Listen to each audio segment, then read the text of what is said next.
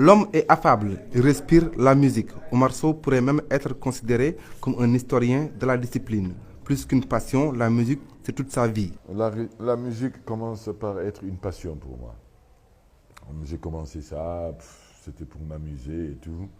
Et au fur et à mesure que j'avançais, je me suis rendu compte que je voulais en faire ma profession. Et c'est ma vie alors.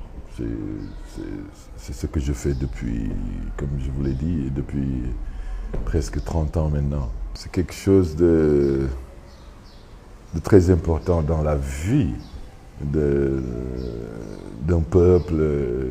Ça fait partie de nous. Sans la musique, qu'est-ce qu'on deviendrait? On dit que la musique adoucit les mœurs. Donc c'est très important. Ça nous divertit, ça nous éduque. Et on doit la respecter. Titulaire d'un baccalauréat scientifique en 1975, le jeune Sow, alors épris de musique, s'intéresse à la guitare. 5 années plus tard, c'est le Centre d'instruction musicale de Paris qui l'accueille. Dans ce centre, il fut l'élève de Pierre Culasse, Michel Valera, entre autres. 3 ans plus tard, retour au Bercail. Omar retrouve Idrissa Diop et Seydina Wade. Le trio forme Tabala. Il évolue avec le groupe quelque temps, puis il retourne en France. Mais très vite, Youssou N'Dour le rappelle, une sorte de reconnaissance de son talent. Il tourne 1 an avec le Super Étoile avant d'aller chercher sa propre voix. Guitariste, arrangeur, compositeur, Omar Sow reste convaincu que la musique doit s'apprendre et au-delà du talent. Oui, la musique est une science puisqu'il y a des universités, il y a des écoles de musique, il y a des centres de musique où on apprend. On va à l'école pour apprendre aux États-Unis, en Europe, en Afrique du Sud, un peu partout. Même ici, dans la Constitution, à l'école, les enfants, ils doivent apprendre la musique. Ils doivent pas apprendre la musique, mais avoir une initiation à la musique. Parce que ça aide beaucoup par rapport à la mémoire.